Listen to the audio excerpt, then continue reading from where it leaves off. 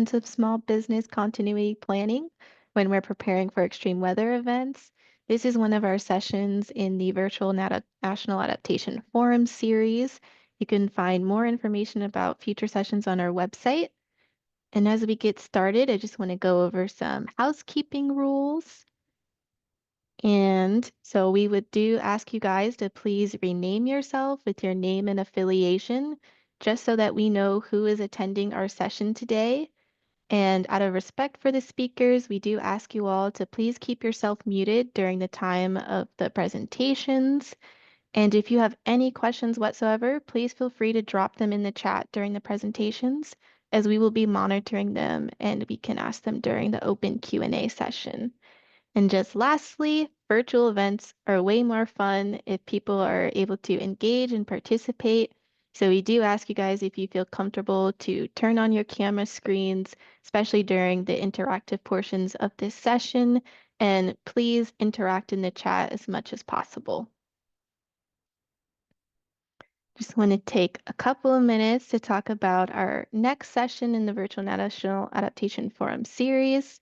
We're going to be talking about harvesting strategies from the agriculture sector to enhance disaster preparedness.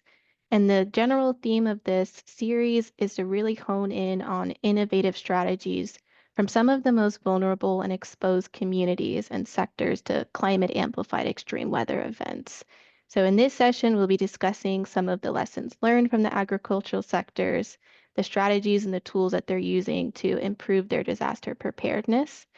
And we will transition into this session, so small business continuity planning. As our audience in the National Adaptation Forum, we understand that most people are adaptation practitioners. So we really catered this session to better understand how you guys can work better with your communities and small business owners and integrate that into adaptation planning when you're thinking about disaster preparedness for extreme weather events. And in terms of our agenda, we'll spend some time doing our presentations, and then we'll transition into an open Q&A. Once again, this will be a time where you get to ask speakers any questions that you had or concerns that maybe that you would like to address in terms of your own work. During this time, you can unmute yourself, you can put stuff in the chat throughout the presentations, and then we're also going to have an interactive breakout activity where you guys will be able to learn more about necessary considerations to coordinate with small business owners to prepare for extreme weather events. And now I would like to introduce our wonderful speakers. So first, Peter. He is a partner at the Reframe Lab based in Vermont. He will speak on some of the work his team has been doing to enhance the resilience of small businesses in Vermont. Then our next speaker, Tracie, is the Resilience Engagement Lead at the Mississippi-Alabama Sea Grant. She will focus on how your community can partner with local businesses to ensure that they are ready for storm events utilizing a business continuity plan. So I'll transfer it over to you, Peter, to kick us off. Great, thank you very much. And hello, everyone. Appreciate the opportunity to chat with you and convey some of our experience here in Vermont over the last year or so. This program that I'm going to talk about came about because of various extreme weather events, but also because, particularly, I think in smaller states, but this is true nationally, small businesses truly are the backbone of many, many communities. But when it comes to preparing for the impacts of, the extreme weather precipitated by climate change, they can face some pretty significant challenges. Costs, knowing what to know, sort of bandwidth to actually even think about it, and so forth. And these are some of the unique vulnerabilities and constraints that they face that, larger businesses, larger institutions may not necessarily face, or, they have a much greater bandwidth to focus on the topic. So it's really critical to think about that as we, try to engage smaller businesses in resilience efforts. Just frankly, a lot of these businesses don't really know what they don't know. So again, what I'm going to do very briefly today is share our experience with what we call the ClimateReadyVT program as one model to consider for empowering small businesses to develop strategic, actionable plans for weathering the climate-related disruptions they may be facing or they may face down the road, as well as supporting the economic vitality and sustainability of local and regional communities. So now I'm going to attempt to share my screen. Bear with me for a moment.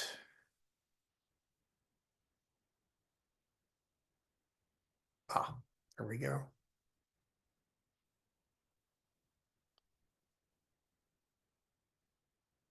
Okay. Hopefully everyone can see that.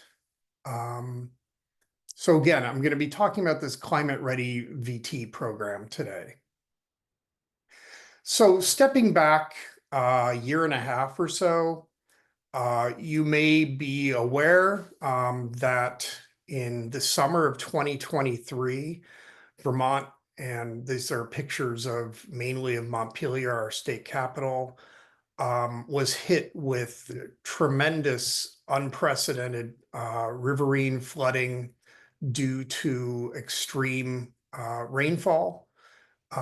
We had, many parts of the state impacted, obviously, particularly communities and areas that were in river valleys were really impacted significantly. Businesses, homes, institutions, many destroyed, many badly damaged.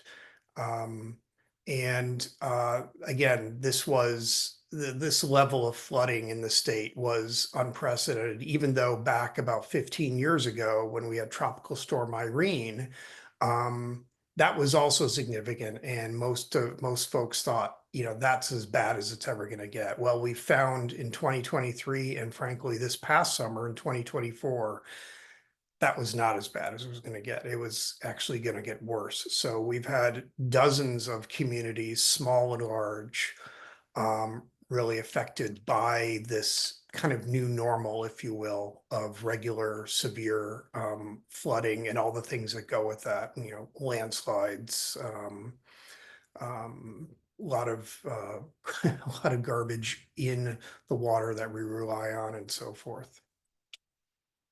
So over the past couple of years, we have seen well over 800 small businesses throughout the state damaged or frankly destroyed by this flooding.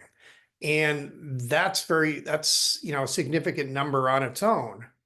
But you've got to think about Vermont has one of the highest proportions of the economy, of the state economy, that is propelled by small business of any state.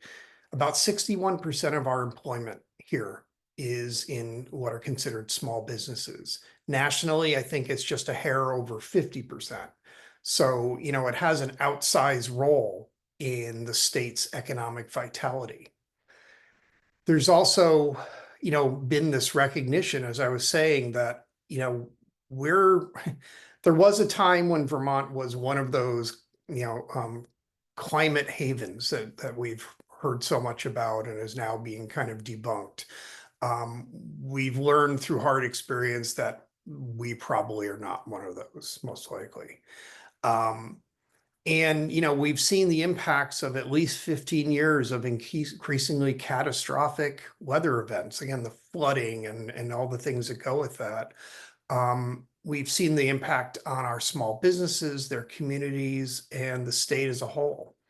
So back in late 20 or mid 2023, shortly after these major floods occurred, there was a upswell of interest across the business community, across governments, nonprofits, advocacy groups, and so forth, to help small businesses become more empowered to prepare for and endure through these impacts and consequences. And that's where the program that we have developed and are continuing to operate comes in. We worked with a partner organization called VBSR, or Vermont Businesses for Social Responsibility. They're actually a statewide business group focused on social, as the name says, on social issues and equity, and trying to continue demonstrating that profitable businesses can still also be socially responsible. So VBSR includes businesses like Seventh Generation, like Ben and Jerry's, and others of that ilk, as well as hundreds of very small businesses across all sectors. They came to us at Reframe Lab to work with them on this and develop the program and actually execute it. We had a couple of underwriters for that first round, Mascoma Bank, which is a New Hampshire-based regional bank, and then another organization, Vermont Community Foundation, which is a statewide charitable organization. So one of the things we wanted to do in this is recognize that many small businesses are really small. For a lot of the small businesses in the state that were affected by that flooding, these are family businesses. These are, almost literally mom and pop stores or facilities or whatever. And you really have to recognize when you're talking about someone's entire livelihood, perhaps multiple generations of history in their business, of family history in their business. This is about human beings. It really comes down to that. So we wanted to make sure that some of the key concepts of emotional resilience were really foundational to this program, helping the people participating to understand that, they themselves are one of the most important, if not the most important asset to their business. So kind of, learning about and practicing some of the ways to think about these impacts and, helping move these people from anxiety to feeling like they, have some sort of agency in this resilience process is really important. We also felt it was important to understand what each participant felt they needed, what their concerns were. This goes back to maybe not knowing what they don't know, but it's also about, can I do this planning and still have time to actually do my business? Those kinds. So that's sort of like bandwidth types of issues and resource issues. One of the nice things that the way this has been structured by the underwriters is we're able to offer this for free to any small business in Vermont. And that's actually important, again, when you think about how small and limited so many of these businesses are. And then finally, you think about small businesses again, limited bandwidth, limited resources, kind of the what's in it for me, why should I do this? What am I going to get out of it? Is it worth, 2 hours each month or something like that to put into this? Well, so we wanted to recognize that that is a concern. Time is money, basically. So we wanted to make sure we designed this to facilitate as much immediate usability and value for participants as possible. So what came out of this process? It took about 6 months to work through this and get us to our initial cohort and offering of this early last spring, or late last winter, actually, is what, again, has been called ClimateReadyVT, or CRVT, we call it as well. The program initially was designed in a way to be very structured so that it was clear to people. They understood what they were getting into, where we were going, what they were going to get out of it. And we, again, thinking about the value added, the ROI for participants. The first round of this earlier this year was basically a 6-month program of 8 sessions total. And these are virtual sessions. I should have mentioned this. This is all being done virtually again, so people from around the state can participate, don't have to worry about coming to a particular location or anything like that. 6-month program, 8 sessions, and kind of use this building block approach to helping people develop this strategic resilience roadmap, as we call it. And we went to a lot of different sources to try to identify applicable methods, tools, frameworks, and so forth to come up with this. But as probably many of you already know, there aren't a whole heck of a lot of resilience or adaptation programs or approaches out there specific to small businesses. So we kind of had to do mixing and matching of different sources to develop this. And we basically came up with a 5 building block approach over the course of the program. One is to help them understand what we mean by exposure to climate change impacts, helping them understand a sort of a value-added but straightforward way to assess their potential vulnerability and risk, particularly of their major key business assets. Help them figure out how to investigate options for addressing those vulnerabilities and risks.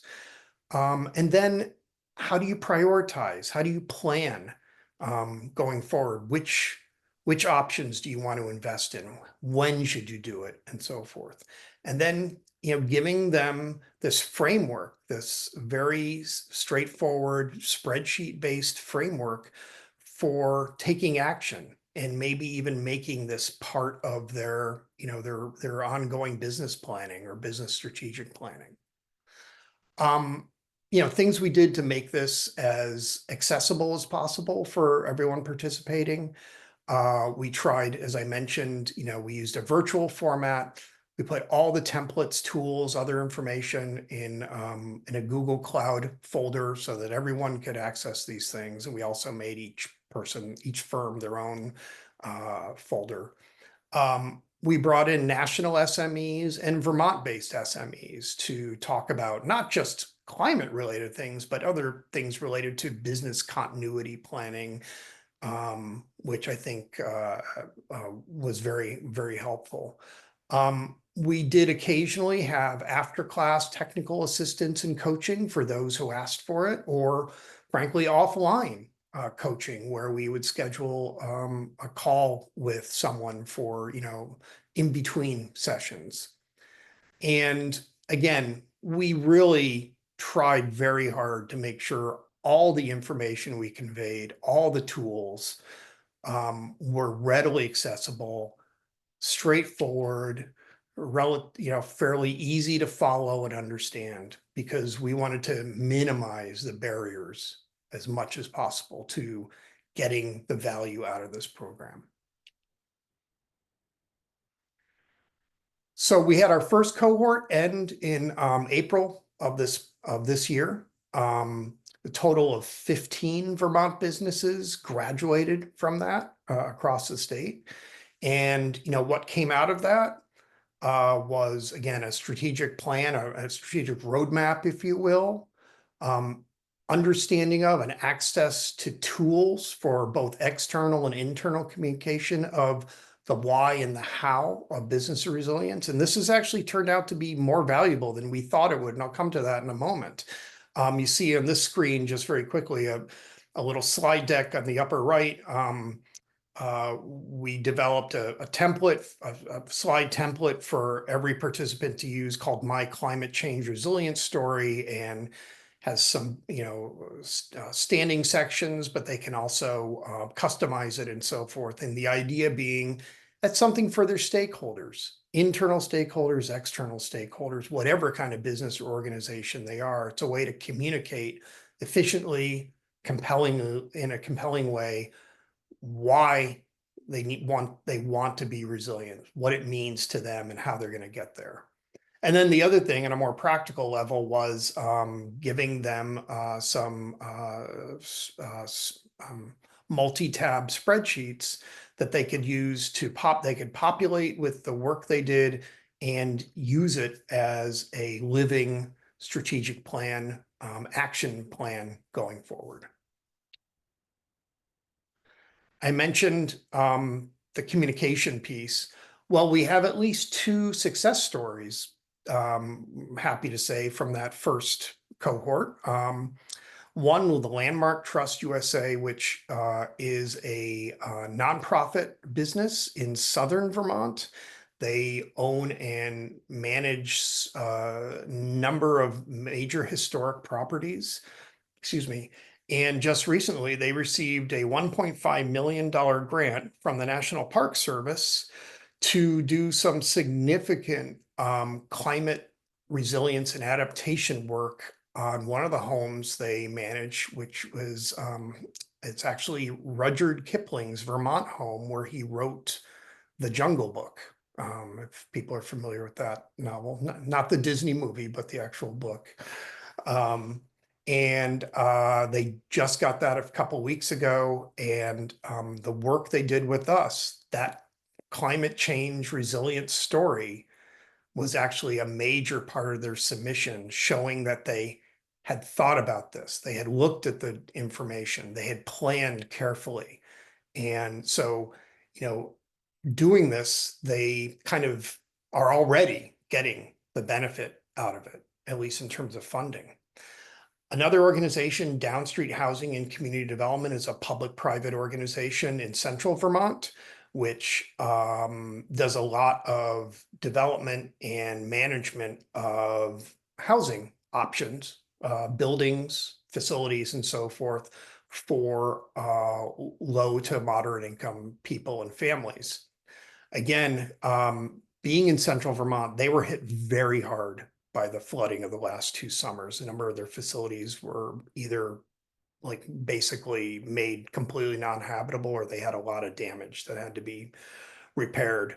And they have been now incorporating some of the risk assessment models that we provided into their facility planning and management systems. And it's helping them really kind of do they feel a much stronger job of prioritizing and understanding the the upside and downside risks of certain locations of their facilities, or the actual design of their facilities. So, we're really happy to see that 2 organizations are already really leveraging what they've learned, what they took away from this, and hopefully that will continue. Very quickly,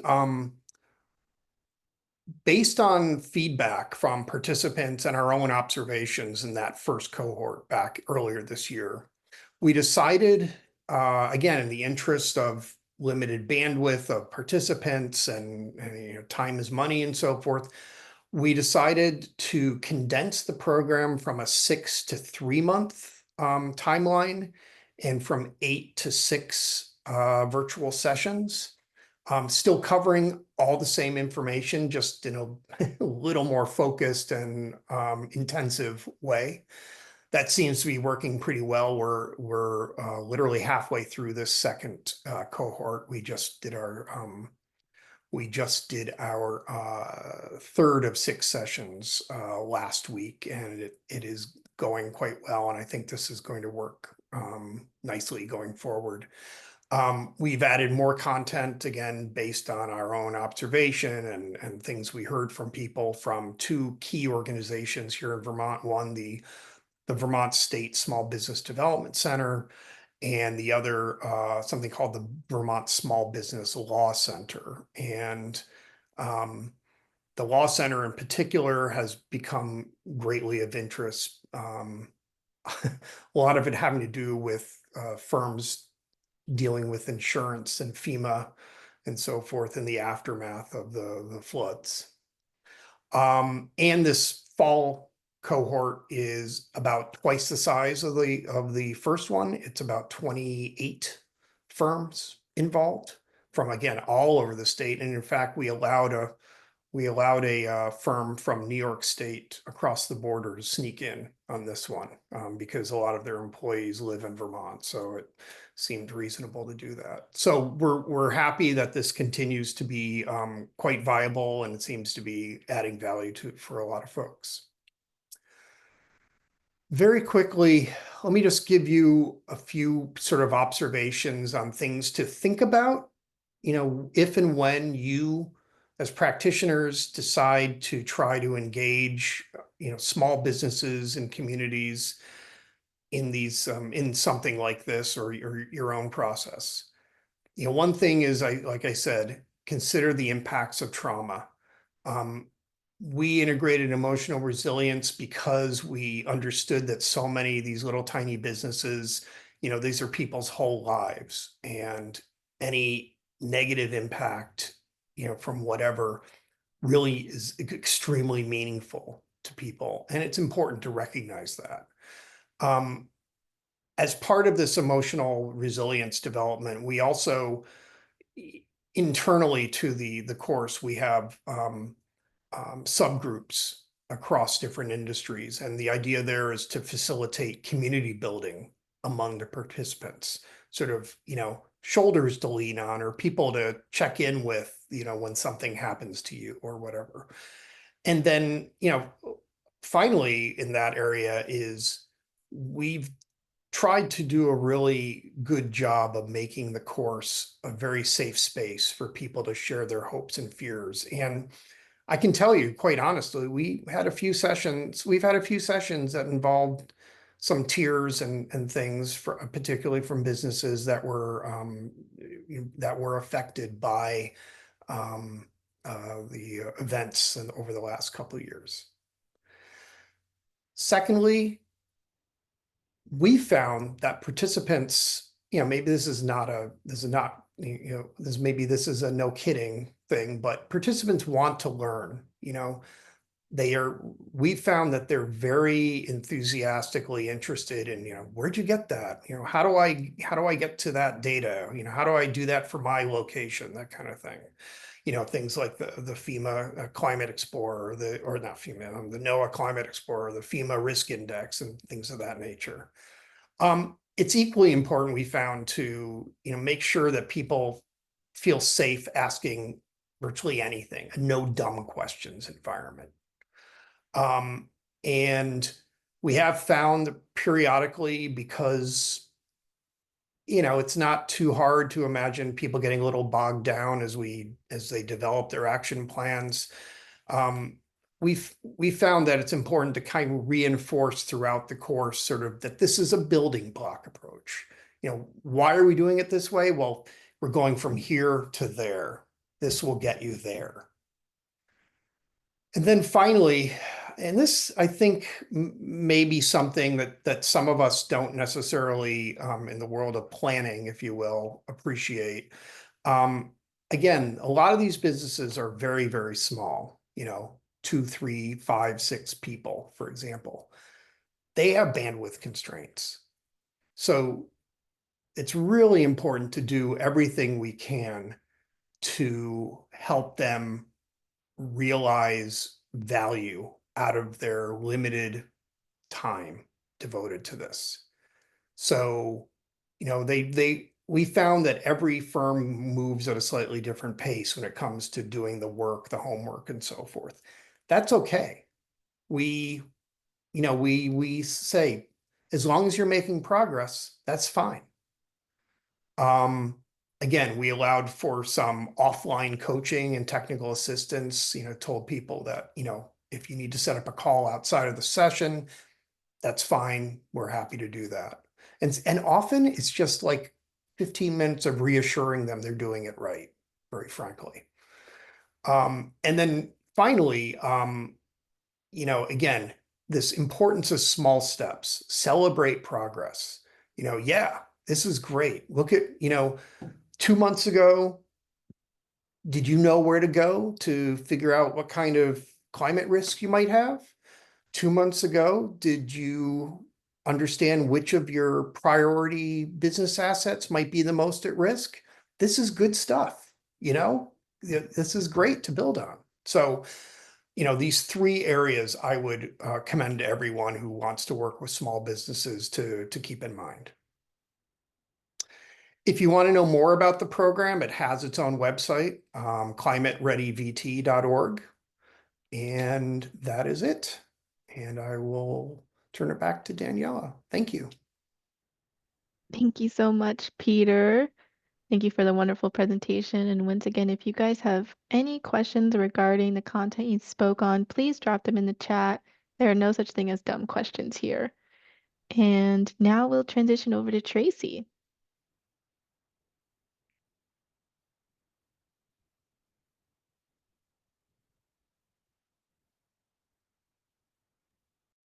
Can you see my screen okay, Daniela? Yep, it's working just fine. Okay, great. Awesome. Well, it is a pleasure to be here with you this afternoon. And Peter, I really love especially the coaching piece that you spoke about in your presentation. I think that's something that we are kind of striving towards in the work that we're doing. I'm going to talk a little bit about I've actually just brought 3 examples with me this afternoon about some work that we're doing in local communities here in the Gulf Coast. So I'm physically located on the Mississippi Gulf Coast. And for those of you that maybe you're not familiar with this area, we only have about 26 miles of beach, but I also serve the Alabama coast. But again, our beach line is still a little bit small, but I work with coastal communities in both Mississippi and Alabama. And so I'm just going to jump right into it and kind of tell you where we're at with this. When I talk about business continuity planning, there are a lot of overlaps with disaster recovery. And so in some of my examples, you're going to notice that they really just focused on the left side of this screen, how to keep businesses operational during a disaster and how do we limit, operational downtime. And then you're going to notice that at least in one of the examples, they really focus some on the resources and access to things after a disaster and things that might require some additional employee safety measures. But there is a lot of overlap here. Both of these processes are proactive and they both can be used to combat things like natural and human-made disasters. So the first question that I get asked typically when we're doing this work within a local community is, why should I have a plan, especially if it's a local business? Or I get told a lot that my plan is up here. I keep it up here so I kind of know what it is.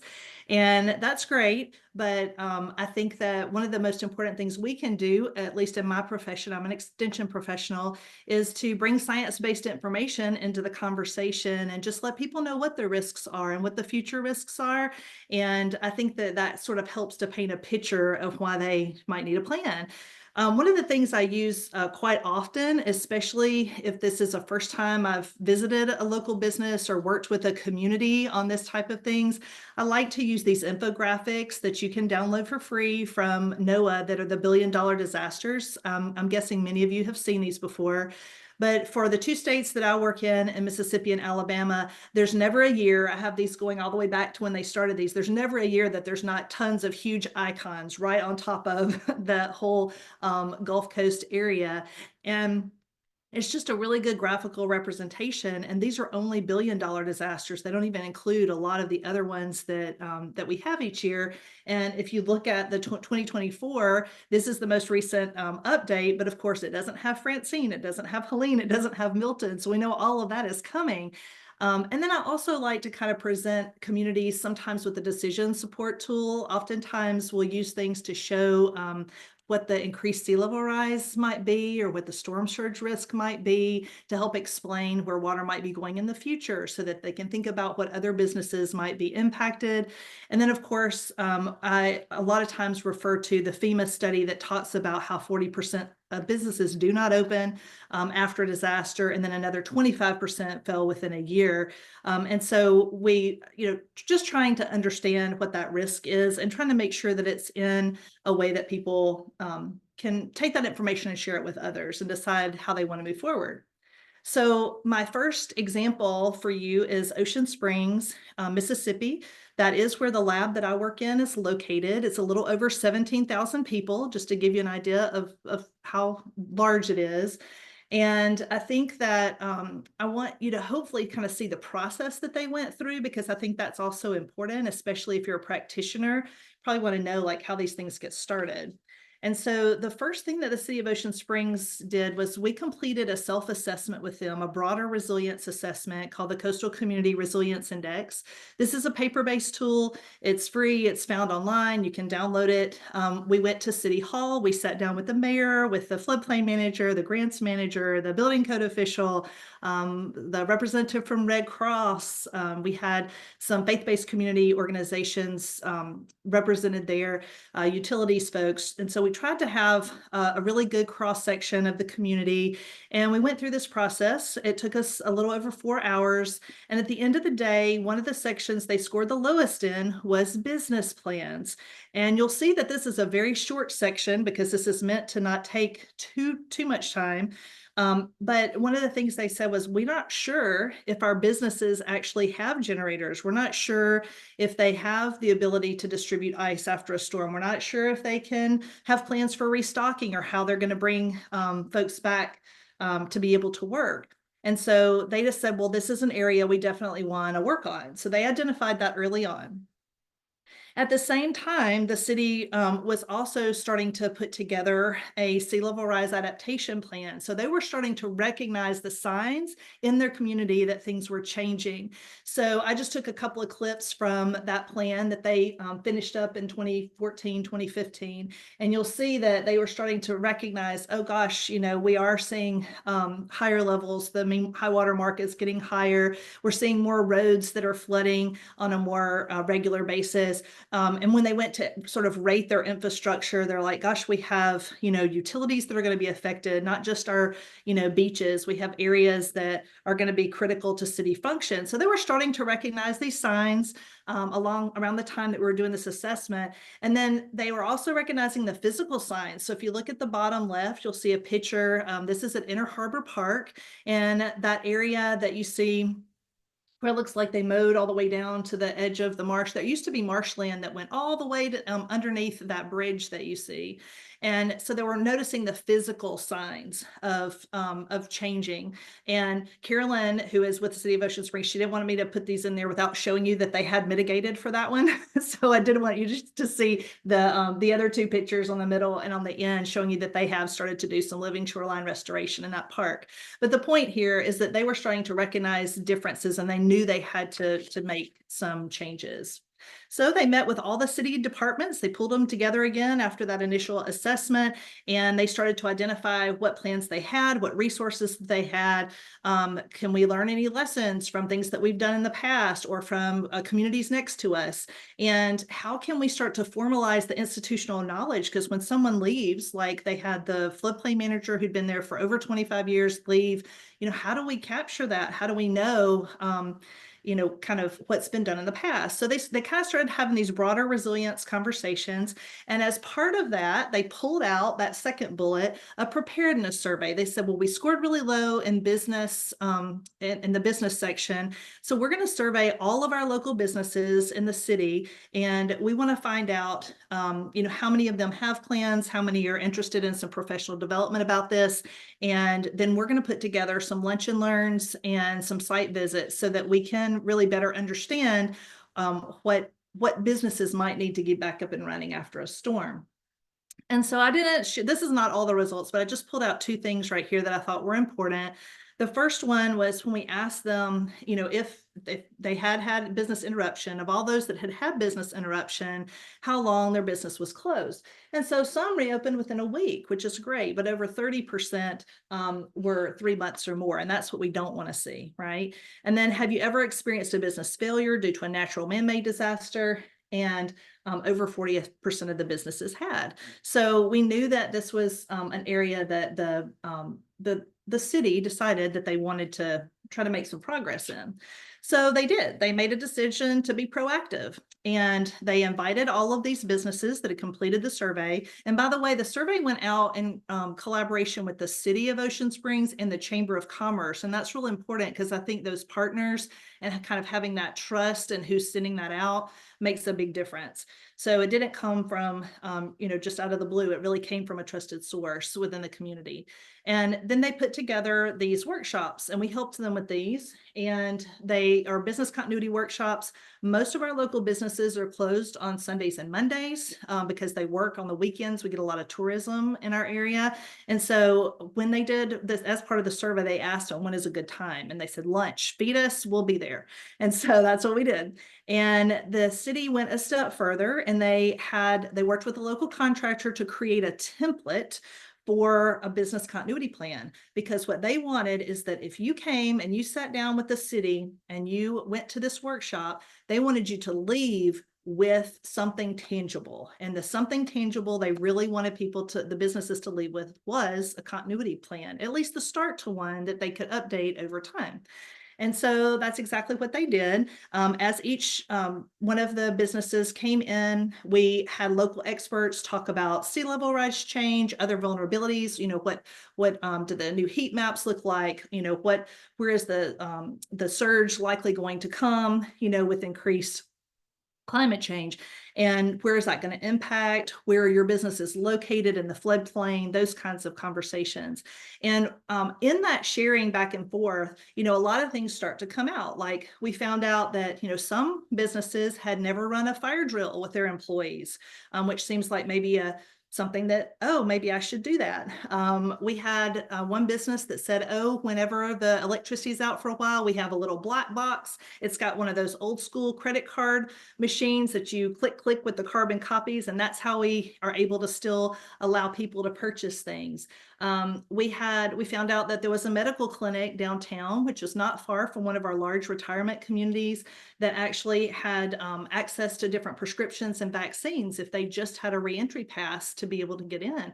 So all of these kinds of conversations were just really rich discussion, and it helped the city to figure out, hey, some of these businesses can provide essential services.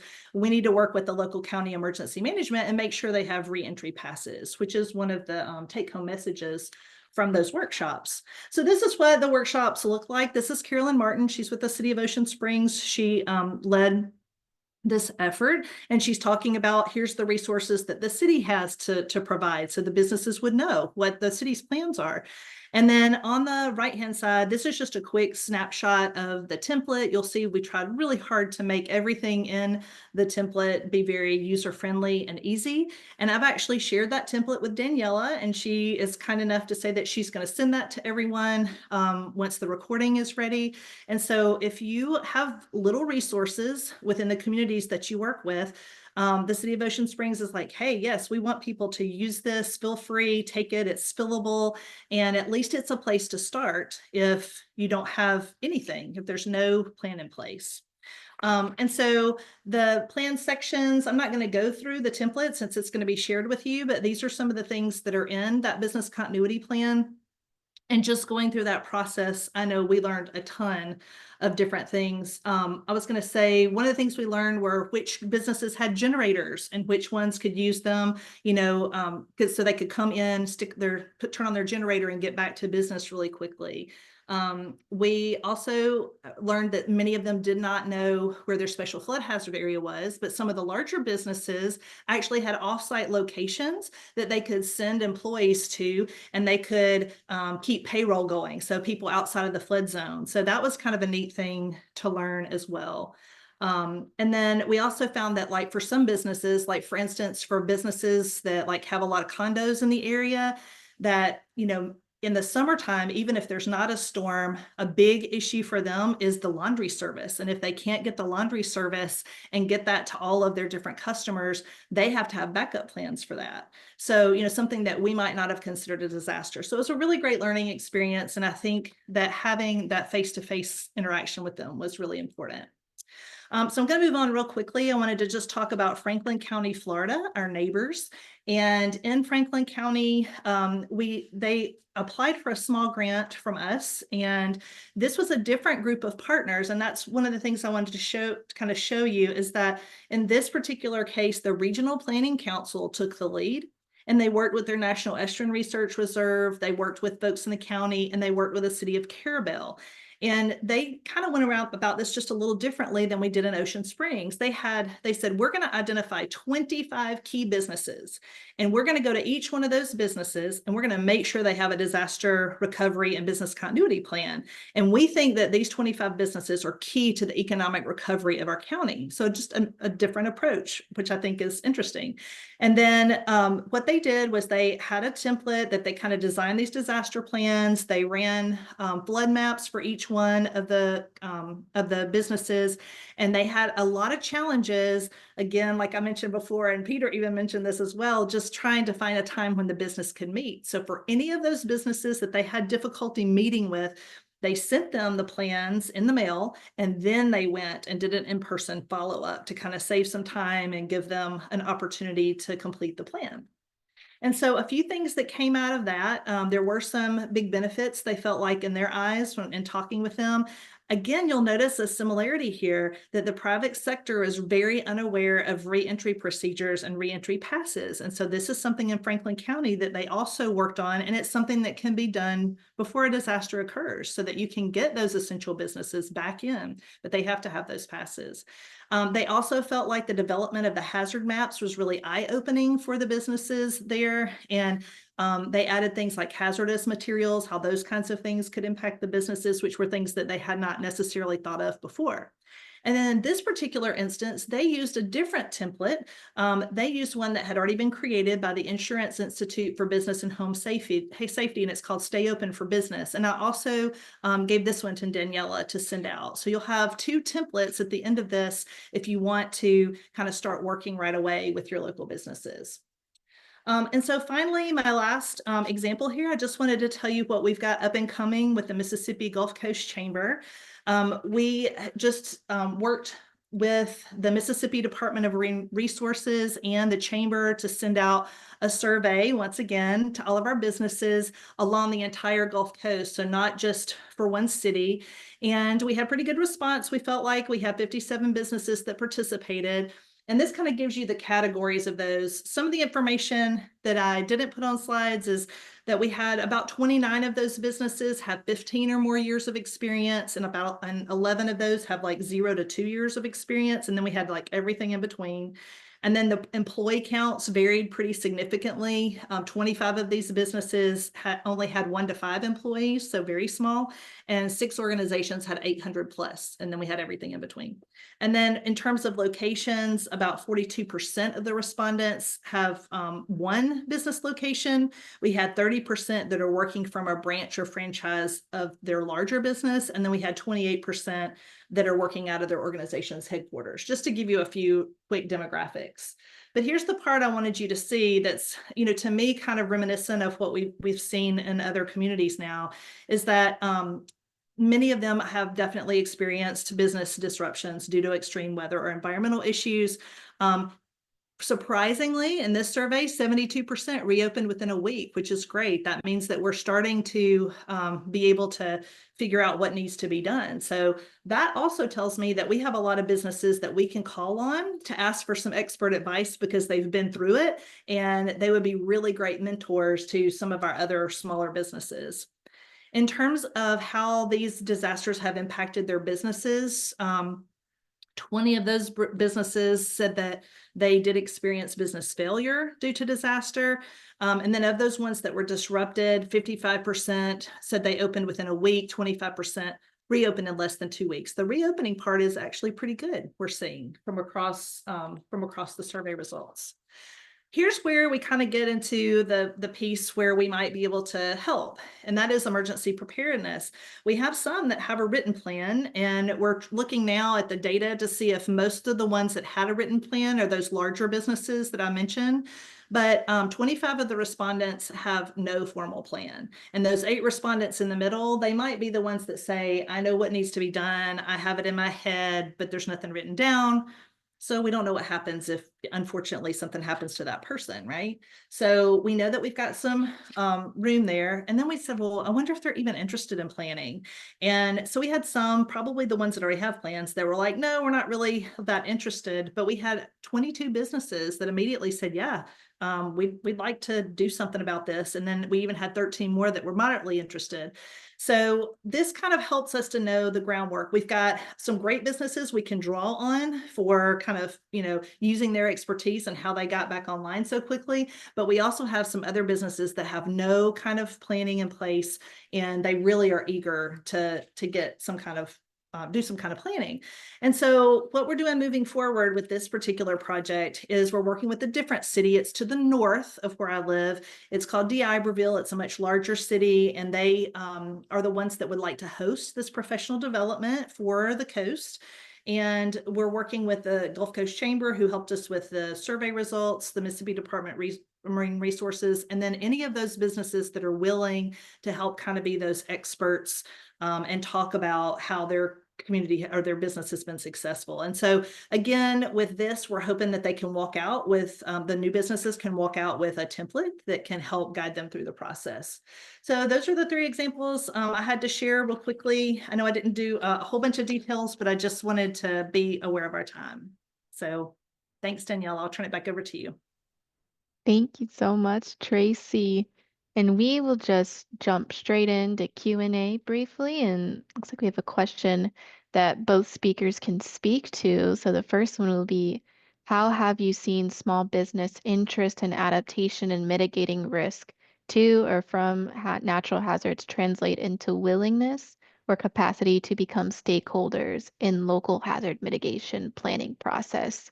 And do you see any opportunities for collaboration throughout these planning processes?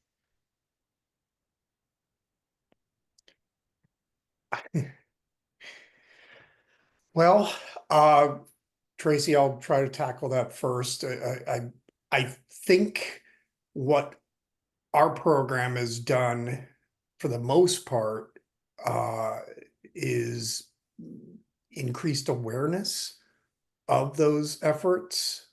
And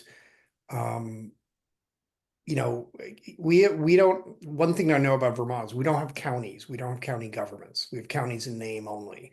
So we have 252 individual municipalities, most of which are so small, they have no professional full-time planners or town administrators or anything like that.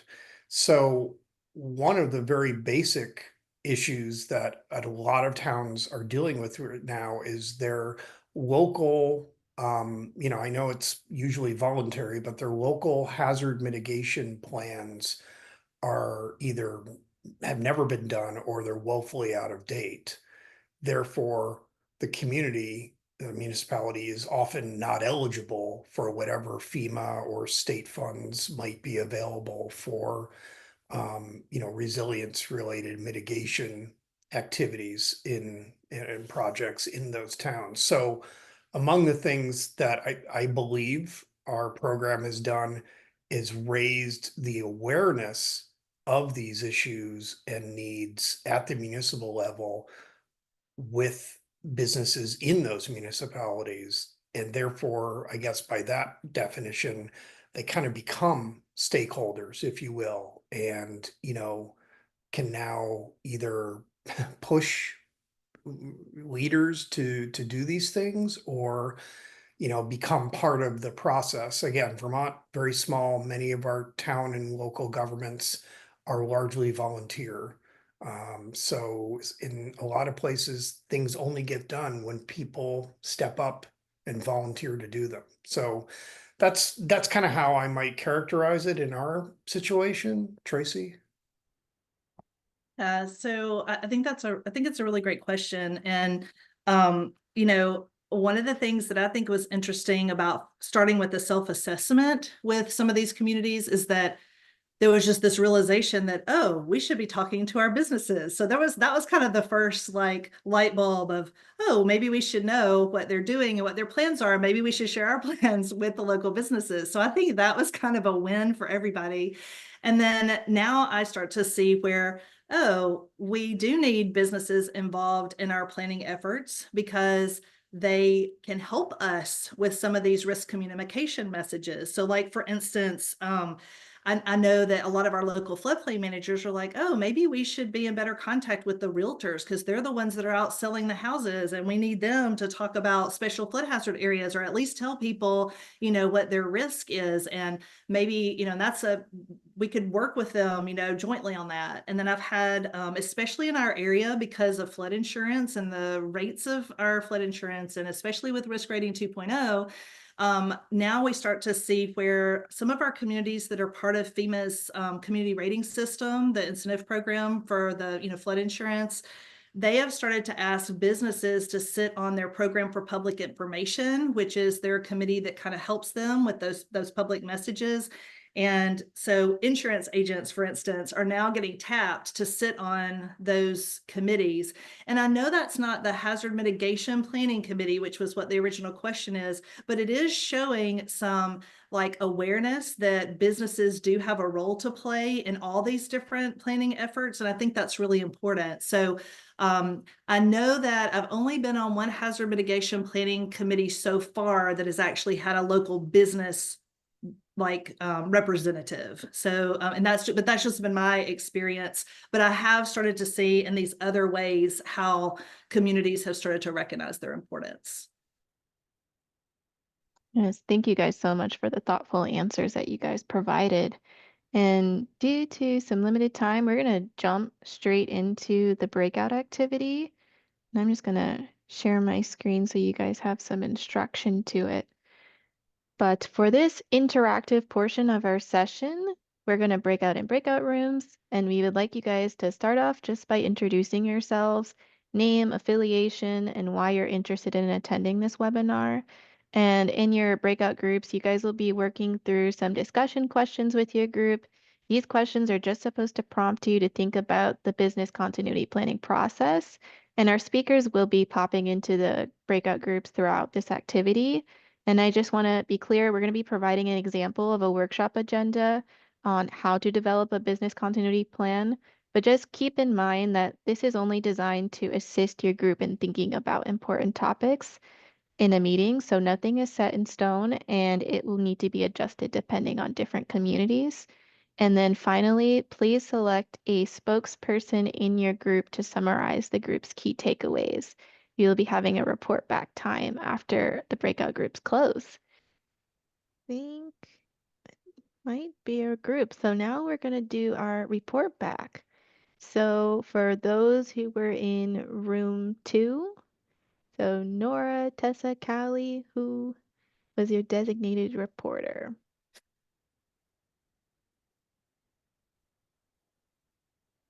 Hi, Daniela. Hi, everyone.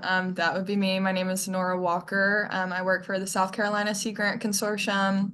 Thank you, Tracie and Peter, for your presentation. They were very informative. And so we worked our way through the questions as best as we could, picked each other's brains about the ongoing work within our own agencies, identified some different businesses that can be seen as critical services. So we identified childcare businesses, gas stations, convenience stores, and DMV locations. We talked about different partners that we could utilize to connect with business participants.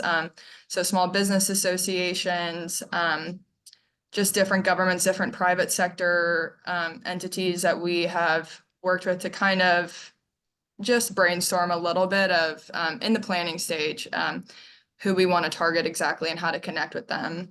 And we are all, for the most part, looking at more small businesses, small, medium-sized businesses to form these sort of workshops and climate resilience training for. And so we didn't get too far because we were collaborating. So As far as logistics and location and everything, we did, have a hard time kind of figuring that out just because of the seasonality in different industries and availabilities with different BIPOC and other groups that we want to, emphasize a little bit more in these trainings. So that's pretty much all I have. If I miss anything, let me know. But yeah, thank you. Thank you so much. Yeah, this was a jam-packed sort of activity, so I know it's probably difficult to narrow down and collaborate with each other in such a short amount of time, but thank you so much for sharing what your group was talking about. And so, room 3, anyone knows it was Brown? Oh, someone speaking. So Cassandra, Laura, Marion, and Bronin was in that group. We didn't really I don't guess we really assigned a report out person, but I have a couple of points, and then maybe you guys could fill in and see if I missed anything. Does that sound okay? So, we really spend a lot of time just learning from each other in our group, I would say. And, definitely there are things from the questions that sparked our interest, but a lot of people in our group had some experience in doing this and working with local businesses. So we talked a little bit about what some of the challenges were. And one of those challenges was the lack of data, and that small businesses not really understand the consequences for their particular business when it comes to the different risks. And so what can we do to kind of help support, that collection of data?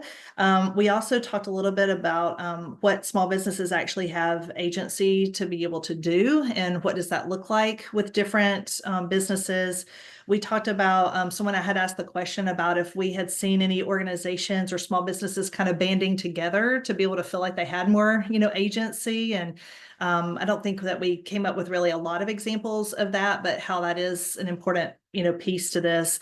We also spent a little time talking about renters and how I think it was Marian gave an example of how after a storm, like if you're having to spend a lot of time trying to figure out what you're allowed to do, like if you're a small business and you're not sure, can you rip out the floors? Can you, how do you treat the mold? All those kind of things, like what you're actually allowed to do because you're renting the facility. And then across the street, like your business is maybe, if you do know those things, and how you're able to take maybe better advantage of volunteer support while the other people are still trying to figure it out, kind of the differences there, and how there needs to be kind of maybe some more clear-cut fact sheets, or here's what you need to do and here's what you have, what you're able to do.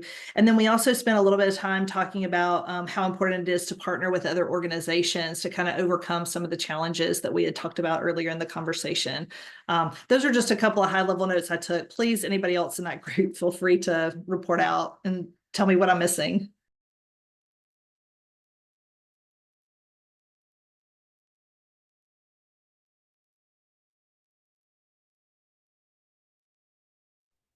I think that was great and covered it really well.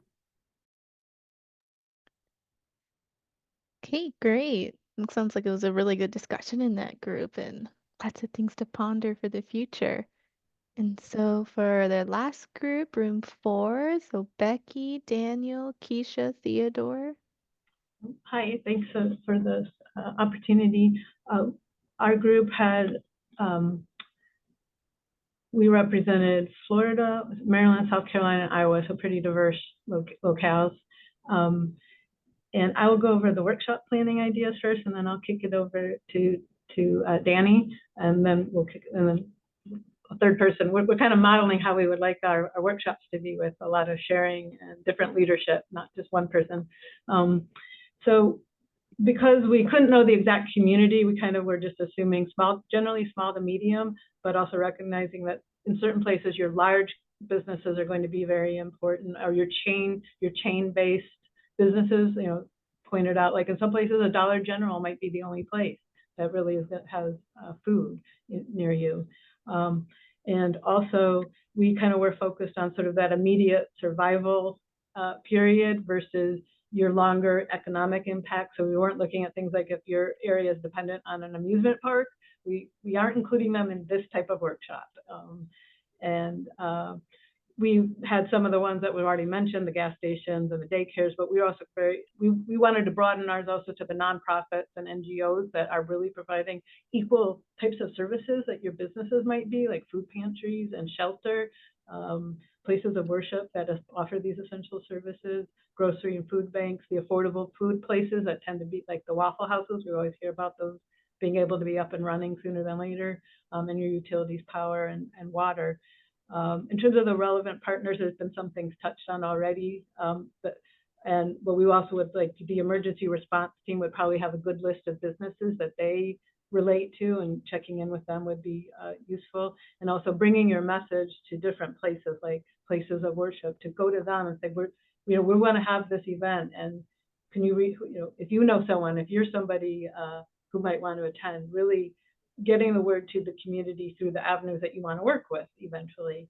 And then again, kind of in terms of the level of business, we've kind of touched on that, small to medium, but then some depends on context. And you might want to connect with like your chain store, like a Home Depot, your critical suppliers. And a lot of it, again, would be very dependent on your particular area. And I'll just kick it over to Danny now on the logistics timing. Thanks, issue. Becky. So hi, everyone. For the logistics, location, and timing, we agreed that it was after normal business hours, preferably in the evening, providing dinner, offering childcare for those business owners that have children so they can attend, hosting it in a facility that should be exemplary in terms of resilience. So perhaps an NGO or a business that already has some plans put in place. So looking at, for example, do they have a deep freezer? Do they have the materials for like storm preparation, things of that nature, so that we can see that in action, or at least like what a plan in reserve looks like. And then in terms of how to engage with them, with the businesses in a way that's not disruptive, we thought of hosting a small business conference or partnering with an entity that has a small business conference and having a workshop during the conference. Also having events at City Hall during like for example, like a permit application hackathon where like businesses can come in, get their permits, and then they would be participating in workshops as they're coming in and out. Other ways is to partner with larger organizations to coordinate larger events. So different scales of events and the different duration of events would allow us to get different business owners. And then the last one was a lot of the things that I mentioned before are incentives. And so this kind of one ties it in place, is partnering with a anchoring institution like a prominent business, like a Home Depot, a Lowe's, a Costco, a Dollar General, etc., depending on where you're at, and offering, if we can, grants for disaster preparedness. And so we would have like a matching grant, so we can announce like a partnership with that private entity. For example, if it's a Home Depot where folks can get, let's say, $50 or $100 for disaster preparedness, and then the company would match that 1-to-1 or 2-to-1, etc. So that's on logistics. I'll pass it over to Ted for content. Yep, and we didn't have too much time on that topic, but the real focus, one of the main focuses that came out of it was Keisha was like, we don't want to overwhelm them with too much information, and we have to be realistic on the time agenda. And so, first goal is just develop an understanding of why we're there, and kind of talk about what the value is of these types of plans in the first place. One idea was maybe even have someone who has actually developed one of those plans where maybe it was beneficial and they could kind of be a on the ground representative of why people should think about it. And then also work in some basic things to get people thinking, going after low hanging fruits, such as, do you have a generator? Have you thought about what your backup water supply would be? Basically, who would you call, and start to get them into that mindset.